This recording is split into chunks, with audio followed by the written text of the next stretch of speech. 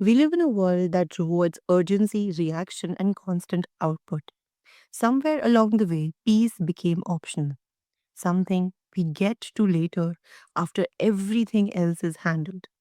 But what if peace is not a luxury at all? What if it is the foundation that makes everything else sustainable? We explore what it really means to treat peace as a premium necessity for living. Welcome to Inner Peace, Better Health, where we explore the deep connection between emotional balance, mental clarity, and overall well being. Today, I am joined by Robin Harris, a certified hypnotherapist, ordained interfaith minister, technologist, and advocate for human potential. Robin's work uniquely blends spirituality, neuroscience, and project management and hypnotherapy to help people live with the intention and inner alignment. Today, we are exploring what it means to treat peace as a premium necessity for living, especially in a fast paced, polarized, technology driven world. This conversation is for anyone who feels stretched thin and wonders if peace is something they are allowed to choose now. I am your host, Nazish, and I welcome you, Robin, to the show. Thank you so much. Thank you. That was a wonderful introduction, and it just got me right grounded. And I'm ready to talk about peace as a premium. And Najis, is kind of interesting because our body tells us a story. Mhm. And our body tells us a story about fear and about peace. And if you know anything about how the body reacts when it's in chronic stress or fear mode, it deprioritizes our immune system. It deprioritizes our prefrontal cortex, which gives us our decision making abilities. And it goes into survival mode. And that is not a mode where we are optimized for thriving. We sometimes are barely surviving. And we're dumping chemicals into our body that are only meant to be there for a second. And then they should go away, and the organism, the animal, the mammal, the creature, the human should return to its normal peaceful state. Because in our peaceful state, we have access to all of our biological resources, to healing, to our intelligence, and to also to our divine resources. All that gets muddied when we're in fear and when we're in chronic stress. So it's not like peace is something optional. If we want to thrive, we have to learn to opt out of the world's narrative that keeps us looping in fear, chronic, doing, hustling, grinding, pushing. And we have to opt in to creating an inner sanctuary for ourselves where we can access our resources. Absolutely. Then that is such a beautiful tone and perspective that you have set for our listeners with so much of clarity. I still think that many people still see peace as something you earn after success, stability, and resolution. So, what do you see as the biggest misconception people hold about peace in the daily life? A greatest misconception we have, and this comes from humans not understanding what we are. We don't know what we are. And quite frankly, we haven't bothered to find out because we are more than just our biology. But even our biology is magnificent.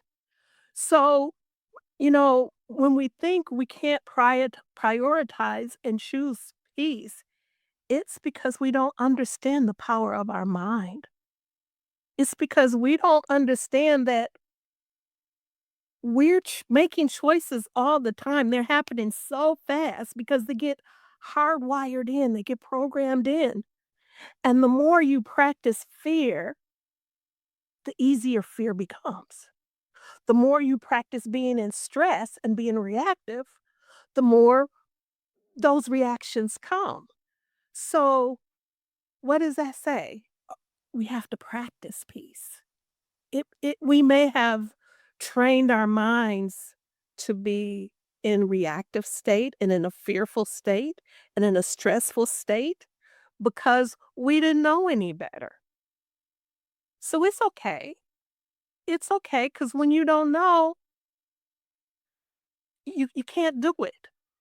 But now we're at a point in our evolution where we're intelligent enough to take responsibility for the magnificent being that we are. We are a magnificently, amazingly designed being, and we have to take responsibility for that. So all these things we were letting go on default or letting the outer world push our buttons and define for us and create the narrative, we got to stop that. We got to stop that.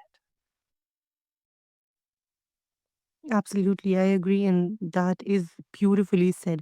And what I am hearing is that, awareness is very important, and it is such a crucial part that a body keeps giving us signals, but we don't, we just do not, are not aware of that. And it is so crucial.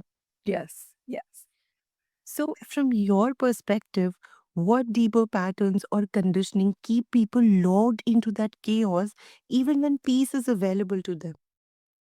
Well, number one, we are conditioned from a very early age to think the power is outside of us.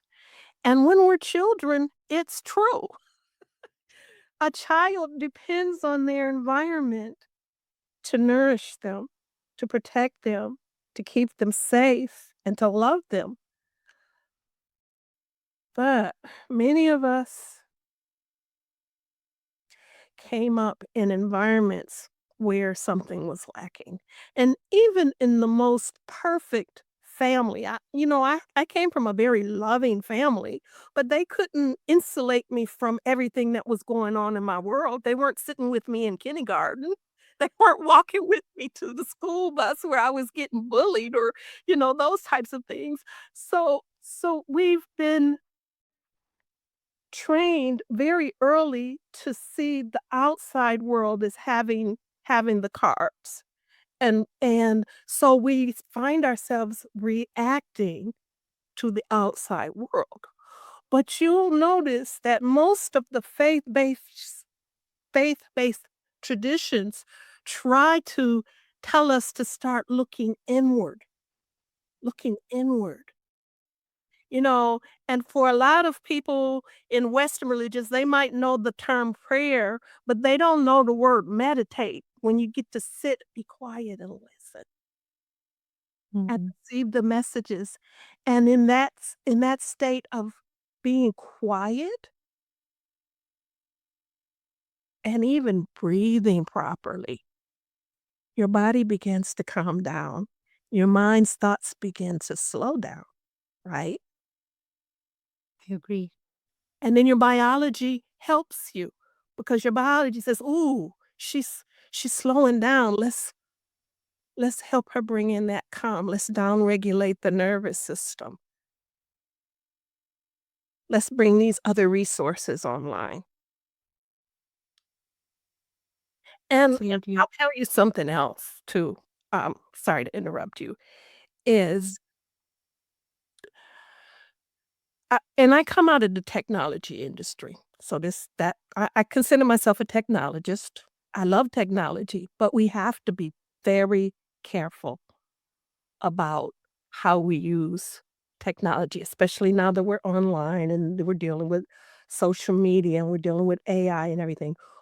We have to be very careful because we weren't intended to take in information 24/7.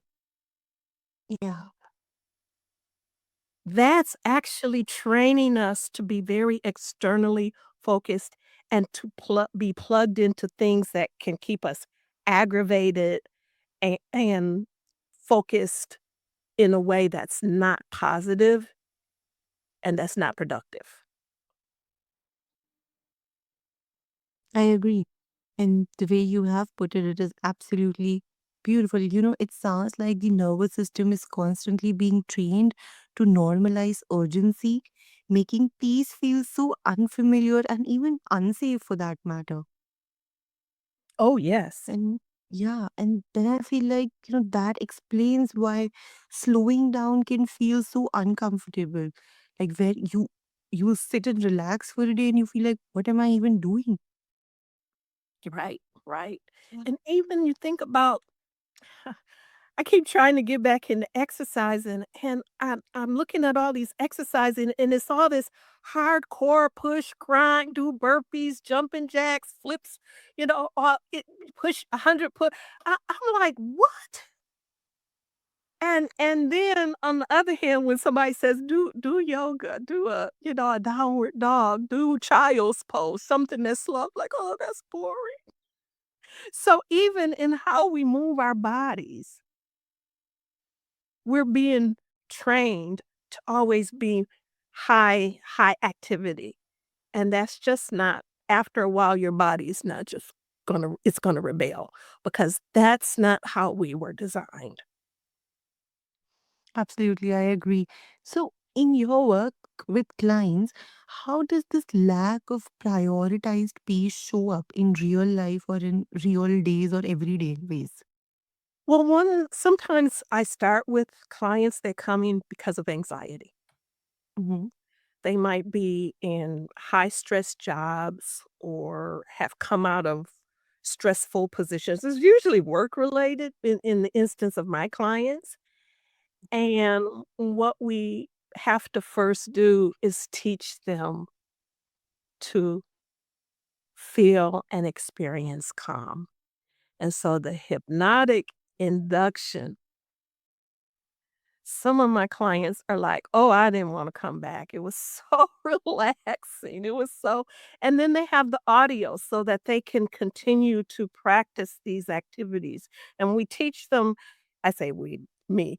I teach them things that they can do for themselves, like certain breathing patterns that immediately start to downregulate the nervous system.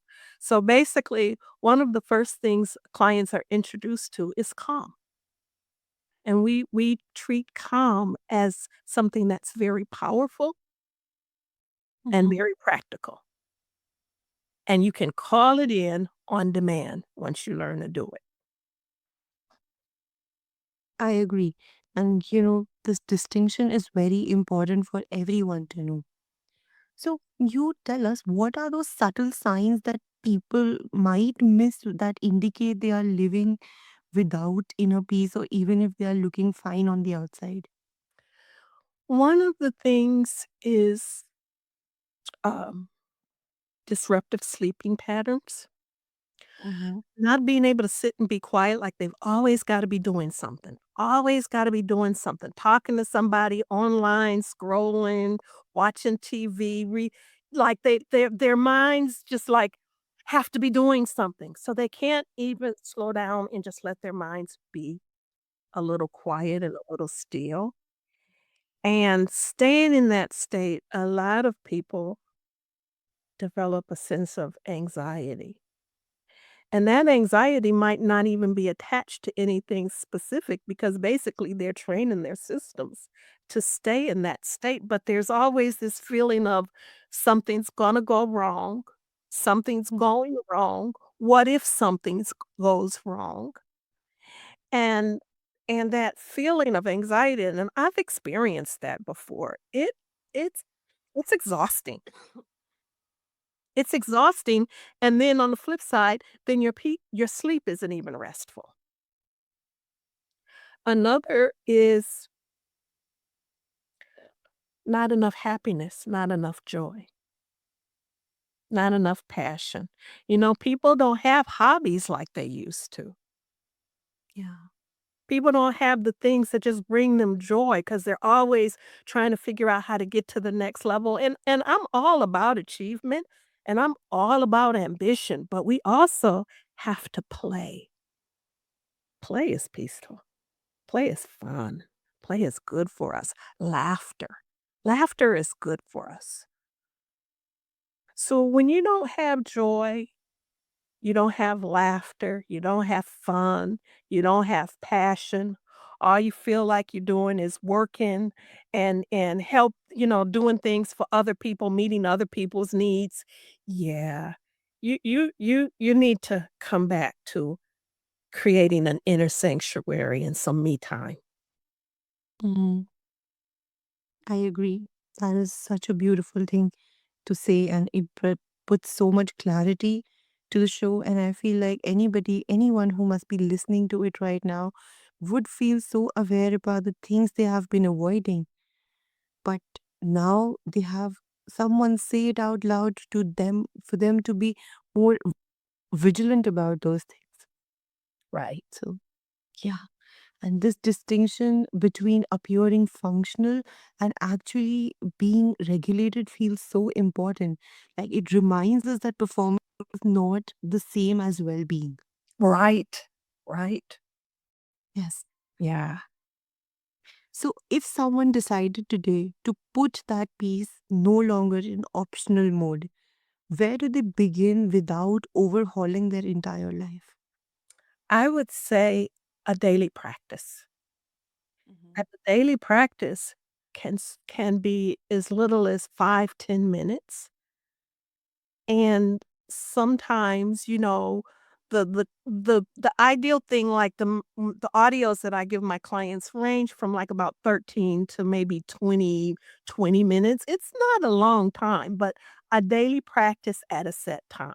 So when you're getting up in the morning, just like you brush your teeth, you take your shower, you do whatever you do in the morning, Mhm. before you start checking emails and looking at messages on your phone and plugging into the outer world, plug into your Mhm. and give yourself a little bit of nourishment and prepare yourself to have a productive day by giving yourself that centering point, you know, to start the day from. So it's very easy. You don't My husband, he has to get up at 4 something to go to work. But when he gets to the work, he's sitting in the parking lot a few minutes before he has to go in. That's the time he's sitting in his car. Now he can do his, few minutes of centering and grounding and meditating. You can find the time. We find time for lots of things. Everybody's got 24/7, and if your life is so busy that you can't find 5 or 10 minutes for your own well-being, well, that's a sure sign that you need to. It's now it's a need because you have to prioritize peace because it's not gonna show up automatically. Absolutely, I agree. And you have put it with so much, such a grounded perspective. And I appreciate how you framed the piece as something to practice, not to force. Right, And right. that makes it feel so accessible rather than overwhelming. Yes, yes, yeah. So, are there, even with the intention, life still brings conflict, pressure, and uncertainty. How can someone protect their peace without disconnecting from reality? Um, it's just like, you know how you usually stop for a meal? Mhm. It's like, "Oh, it's time for me to have a meal." Yeah. You start putting peace in the same thing as breakfast, lunch, dinner, peace, or peace, Mhm. breakfast, lunch, dinner. And if you're Yeah. really good, you do it on both ends. You sneak it in. Like my Mhm. husband sitting in the car waiting to go clock in. I'm gonna sneak in some peace. We are creative and we're innovative, and when we put our minds to something, we can do it. So we can become creative about sneaking in peace and make it a game. Like I snuck in 7 minutes today. 7 minutes. It doesn't matter if it's a few minutes, but the thing is the consistency of it is what trains the body. You can't do it today and then next Tuesday and then 3 week. That doesn't work. It's got to be a practice. I agree. Absolutely. You know, what mindset shift helps people return to peace when they notice themselves slipping back into that reaction or fear? So I want to tell you a story Hmm. about COVID threw my world into a spin. And I had to close my business and I had to go back to work. And I was very fearful. 2 years going through the money and, all this other kind of stuff. And I was very fearful about finances. Hmm. And I manifested a job that paid me a lot of money and gave me a lot of headaches. And when that contract was over,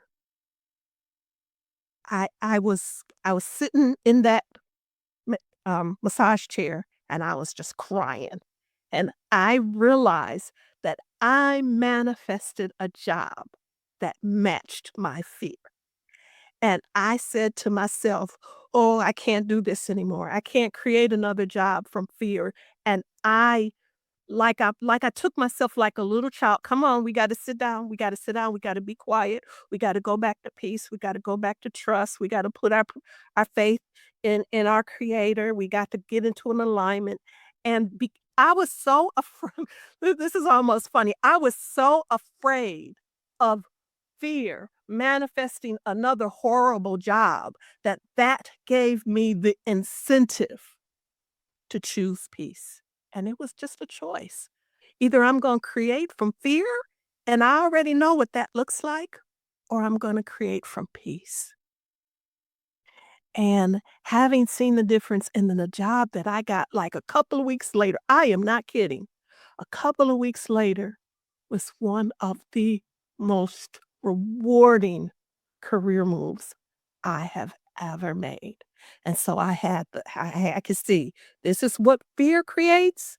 This is what peace creates. Now, Robin, choose which do you want to keep creating? So I had some incentive, and you give yourself some incentive because you start recognizing that you're co-creating your reality, and all those negative emotions are very powerful and they're very creative. Absolutely, I agree. And the way you put it, the finding the incentive for ourselves, what makes it better for us, it is absolutely beautiful. And that idea of returning rather than fixing feels compassionate. You know, it gives us permission to be human while still honoring the inner stability. Yeah. That is absolutely important. Yes. So, for our listeners who feel exhausted and unsure if peace is even possible right now, what would you want them to remember in this moment?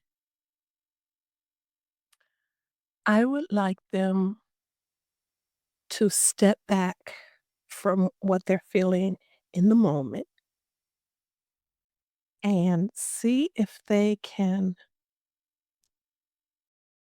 find their soul self, that part of them that is more connected to source. And if they can start to look at themselves with compassion, because sometimes we want to beat ourselves up because we didn't do, like, have radical compassion for the human condition. Have it for yourself and have it for others. Have it for others and have it for yourself. So, the thing that I would say is love yourself more deeply. Like, Beautiful. show yourself some love. Yeah, Show yourself some love. I agree. Absolutely beautiful. In the way you put it, I'm really sure that everything in this conversation is going to land with a lot of our listeners tonight. It is going to be something that will make them more aware about what is happening to them and where they are missing it. I believe peace is not something we earn after life settles down. It is a conscious choice that protects our health, our clarity, and our humanity. Oh, yes. So, Robin, for our listeners who want to explore your work, learn more about how you support human potential, where can they find you? Three hellos, the number three and the word hellos, HELLOS.com. Three hellos.com. And what we're doing is we're saying hello to the different aspects of ourselves. Hmm. And we're meeting ourselves in a different space. And I have some free resources. And also, I offer three programs that start at different levels. And you can just email me from the website. If you email me, I will reply back. I am a real human and I do look at my emails and I respond. I hope many, many people reach out to you because so many of us needs the help. Yes. It's yes, it is absolutely beautiful. I will make sure to include all these details into the show note so that many people can reach out to you. Thank you so much for spending your time with us on Inner Peace Better Health. You brought such depth and clarity and such a beautiful perspective to this conversation. Thank you so much, Nazish, for having me. Wonderful. So, listeners, if this conversation resonated, take a moment today to ask yourself where peace might deserve a higher priority in your life. Mm. Sometimes the most powerful shift is not doing more, but choosing calm with intention. Until next time, take care of your inner world.